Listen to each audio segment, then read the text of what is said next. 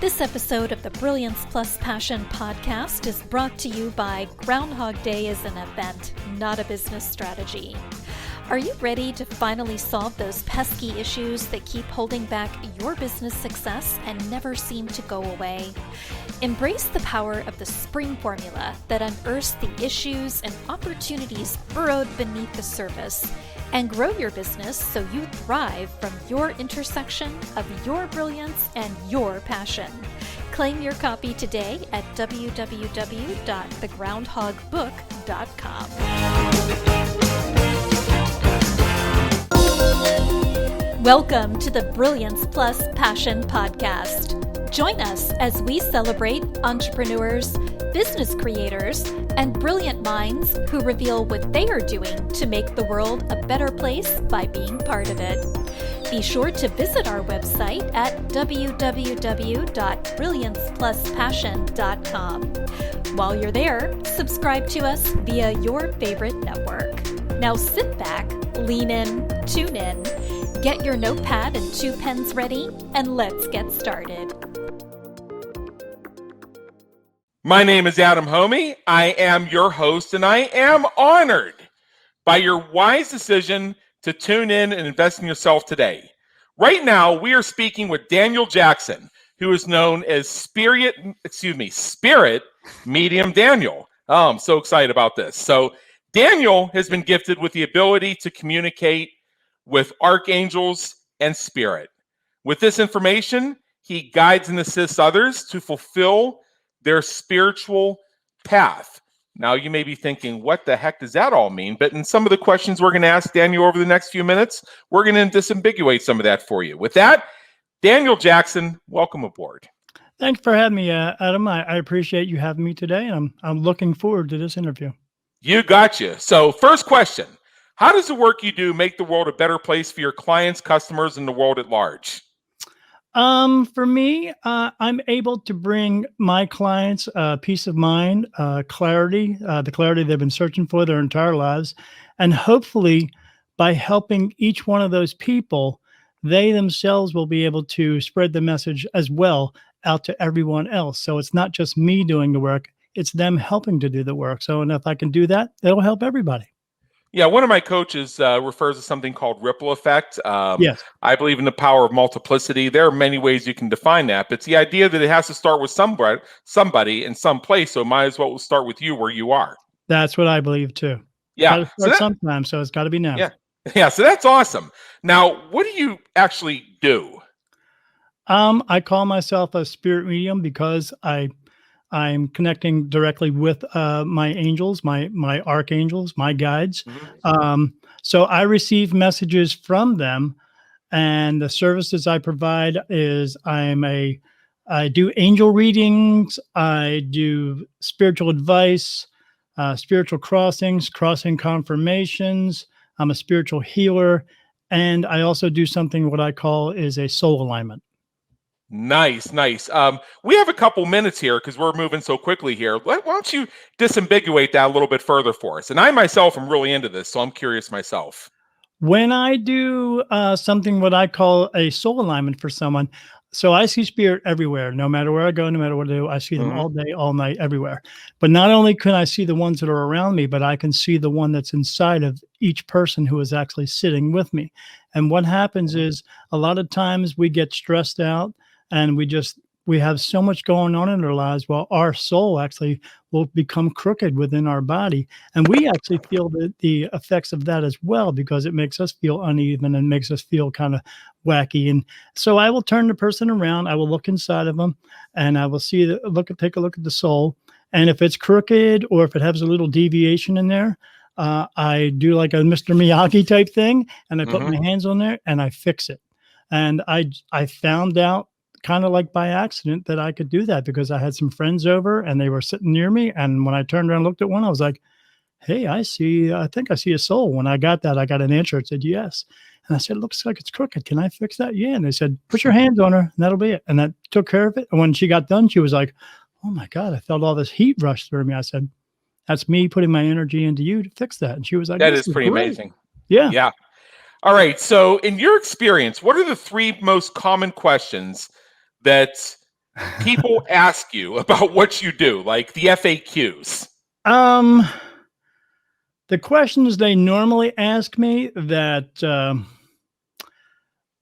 they like to know if their loved ones are watching over them, or Uh-huh. they like to they want to know if spirit has a secret special message just for them.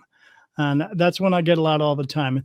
And that's a big misconception. They don't always have a people want to know, oh, are they going to tell me, like, is the money hiding behind the walls in the house or something? But the spirit is not really concerned with that part of it. Or a lot of times I get people who ask me, do you think my mom and dad are angry with me? And I say, why would you say that? Well, because, when they left, we had an argument, or we didn't leave on good terms. And I have to explain it to them all the time. There's a lot of backstory or back information that I have to explain to people because they just don't understand what's going on here. So it takes a long time for me to go through all that. And then the reading begins after that. And sometimes, because they don't get it so much, it takes like a good 30 or 40 minutes. And that's why when I do a reading for someone, I charge $75. I just did a reading yesterday. It lasted 4 hours. And the reason is because I know they need all this information, and it's not important for me to make a whole bunch of money from it. I don't need 6 cars and 7 houses. I Mhm. just need to make sure I'm helping people. I think that's beautiful. So thanks for sharing that. Now Oh, you're let's welcome. flip this a little bit and tell me 3 questions you wish prospective clients and customers would ask when Um, considering working with you. I would like them to, first of all, like, so they can get some of that backstory, to ask me what they are getting from the reading itself. Yeah. Um, I would like them to ask, what is the difference between getting a reading with me and getting a reading with someone else? Mhm. And I would like them to ask me what the main thing that I do is which is called an angel reading, to ask me what an angel reading is, because not everyone understands that as well either. Right, right. So that's some of that speaks to terminology, and some of that speaks to just getting a deeper understanding. Because Absolutely. when a lot of folks hear what you do, spirit medium, things like that, they think of genie lamps and orbs. We're gonna bring up Aunt Polly, and she's gonna tell you Yeah. it's not right for you. Yeah, or when I give a reading for someone, I always tell them, you may not always get the reading you want, but you will always get the reading you need. Sounds like a song. Yeah, is it? I should write it Yeah. down.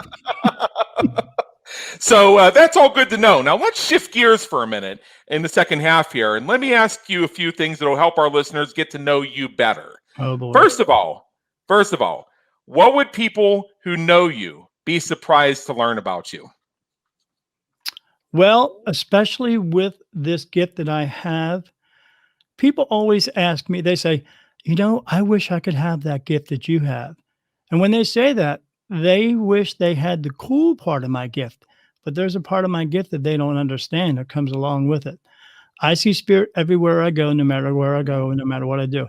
They're always around me, but they don't see me like you see me. They see me like a big ball of white light. They don't see the body as opposed to other people that they see.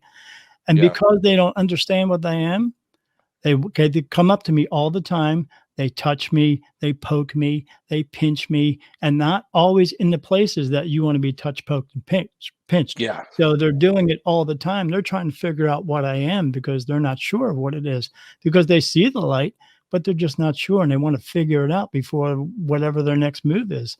I mean, could you imagine Mhm. being walking around all day and have somebody poking you and pinching you and touching you all day long? I mean, touching me on my face and my legs and everywhere imaginable. So I couldn't imagine for 11 seconds, much less no, all day. It no, wouldn't last and I'm 11 used to seconds it with now, me. but dude, how many people out there would like to think, oh, maybe I can or cannot get used to that? And that's all part of it. It's not just the cool stuff. There's a lot more that's involved with it, and they don't understand that part. All right. So, what do you hope people say about you when you're not around to hear it? I hope that they say, after a conversation with me, they learned something from it, and not only learned it, but were able to use the information that I gave them to help them throughout the rest of their lives. Awesome. Awesome. So, okay, this is These next couple questions, it's going to be very unique asking you because you're a spirit medium, but we're going to go through it anyway and see what comes Oh up. boy. If you could go back in time and change one thing you've done or one thing that happened, what would it be and why?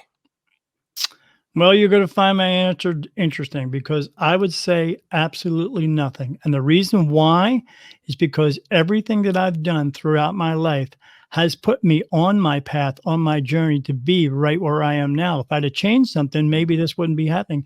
Maybe I wouldn't be here doing this interview with you. And this is something that I feel is very important because it enables me to get the message out. But if I'd have changed something, I might not be here today doing this. And that would, I don't know how that would be for me. You know, Yeah. I want to make sure we all want to make sure we're on the right path. We're on, because there's an alternative path and a correct path. And you want to be on that correct path so you don't have to come back again. But if you get on that alternative path, you might have to come back and nobody wants to do that. So Yeah. There is the phrase unanswered prayer, or actually prayers that are answered a little too completely. That came to mind for me. So you go back and you change that horror story into a happy story, but then what new different chain reaction does that set off? Absolutely, and it does. There's a lot of science fiction and alternative history that speculates what would happen if somebody could go back in time to about 1887 and do something to make sure that Hitler was never born. Yes. And the surface belief is, World War II would never happen because that genocidal maniac would never have been born. Okay, well, he didn't create that. He gave it its voice. Is the first thing you remember. That existed without him.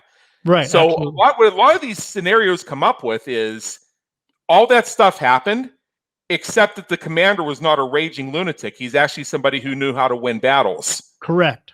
Oops. Yeah. And I'll tell you the reason why Hitler did what he did is that people get upset with this about all the time because I give him as an example. Hitler did what he did by using his free will, but he used it too much for himself and not about anybody else because we're here to help people by using our free will. But what he did teach us a lesson because after everything that happened, we learned something. We know we don't want this to ever happen again. So we will pay attention to everything he did and say, hey, if we see somebody coming up in the ranks that's going to do this, we got to change that, you know? Well, we're over 75 years since the end of World War II, and most people, even in our newest generations, know who he was. Yes. So that lesson is holding. Yes. Yeah. Well, I hope the lesson is holding, but it's not holding very well. You look out in the world, and we're still having wars. We're still having all these problems. You know, we all live on the same planet. No one's going anywhere anytime soon. So we better start to get along with each other before we annihilate each other. Exactly. All right. So a couple minutes left here, and this is another question. I'm thinking, asking a spirit medium this one. This is going to be interesting. What famous person, alive or dead, would you like to meet, and what questions would you ask them? I would like to meet my favorite actor of all time, Kevin Costner. Okay. For the fact that I would like to know if he knew how much he was really going to have an impact on the Indian nation at the time when he was filming Dances with Wolves, because it really showed the public, the world, what we were really treating these people like and the way we're still treating these people. Right. Now, what motivates you and inspires you to keep going when you're having a tough time or facing a challenge? I think it's because of the ability that I have with this gift. I was blessed with this gift. And because I was blessed with it, I never take it for granted. And I know there's always people out there who need help, who want help, who are looking for this clarity. And I just know, I've gone through some things in my life, but so have other people. We've all gone through some type of what we call tragedy things, tragic things, these things that hurt us. And so I know it's not just me. And I know that because I have this gift, I can go out there and help them. Not just because he wants me to help them, but just because I can, just because. Right. Okay, so finally, I know you have a very special gift for our listeners, and we'll get to that in a minute. But in general, right now, what is one action you want our listeners to take as soon as they finish listening to us here in just the next couple minutes? Before you go out and judge someone, take a self-inventory of yourself. Realize all the crap you have going on in your life, and then think about the person who's in front of you and realize that they probably have a bunch of crap going on in their lives too. Then bite your tongue and then walk away, because no one has the right to judge anyone. And I mean, absolutely no one does. Think about it. Yeah. I think that's very profound. So thank you so much for joining us today. And before you go, for our listeners, I know that Daniel, you have a little something for us. So for all of our listeners, I encourage you to contact Daniel by email at dmj66@hotmail.com for a free reading.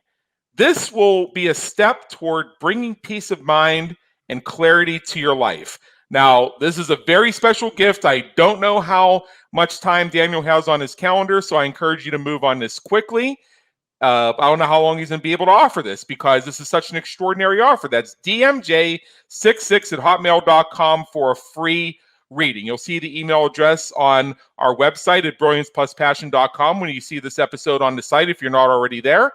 And that is where you go from here.